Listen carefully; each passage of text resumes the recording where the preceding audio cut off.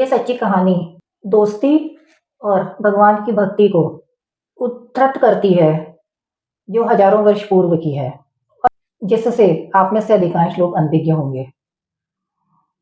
हजारों वर्ष पूर्व भगवान की सच्ची भक्त, बूढ़ी और अशक्त, जो कि अपना स्वयं का काम करने में भी असमर्थ थी, उसको जो भी कुछ मांग के मिल जाता, उसको पहले भगवान को अर्पण कर और फिर कुछ खाती, और रात को भगवान को बोल के सोती कि भगवान कल का तू ही देख लेना। एक बार 5 दिन लगातार बीतने के बाद उसको छठवें दिन 2 मुट्ठी चने किसी ने दान में दिए। क्योंकि शाम रात हो चुकी थी, तो उसने सोचा कि सुबह भगवान का भोग लगा कर ही मैं खाऊंगी, और उसने एक पोटली में बांध के रख दिए। रात को वहां चोर आए। उन्होंने वो पोटली देखकर सोचा कि इसमें जरूर कुछ अशर्फियां या हीरे जवाहरात होंगे।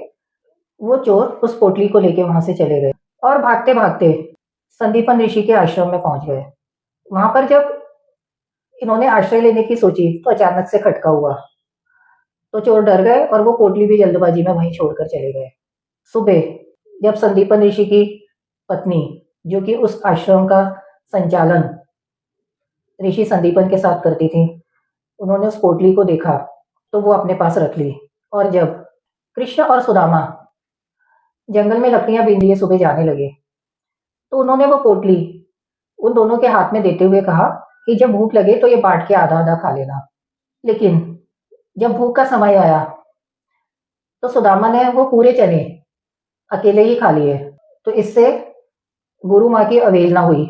लेकिन उन्होंने ऐसा इसलिए किया क्योंकि जब वो चने की पोटली उन्होंने अपने हाथ में ली, तो उसकी एनर्जी से वो एकदम समझ गए कि ये श्रापित चने हैं। ये चने जो भी खाएगा उसको जीवन भर दारिद्र्य और दुख सहने ही पड़ेंगे। तो उन्होंने गुरु माँ के आदेश की भी अवहेलना करते हुए, अपनी दोस्ती को प्राथमिकता देते हुए, अपनी दोस्ती के लिए त्याग देते हुए उन चनों को खुद ही खा लिया। उन्होंने कहा कि मैं तो एक साधारण इंसान हूं, लेकिन अगर भगवान ही चने खा लें और भगवान ही दारिद्र हो जाए, तो वो अपने भक्तों को फिर कैसे धन, माल और संपन्नता कैसे पहुंचाएंगे। क्या आप लोग जानते हैं संदीपन ऋषि के बारे में, और उनका आश्रम आज के नए भारत में किधर है? आप मुझे जरूर बताइए। और इस कहानी से हमको ये शिक्षा मिलती है कि भगवान ने तो रक्षा करी ही करी उस बूढ़ी माता की, लेकिन कैसे सुदामा जी ने अपनी दोस्ती को एक उदाहरण बना दिया विश्व में।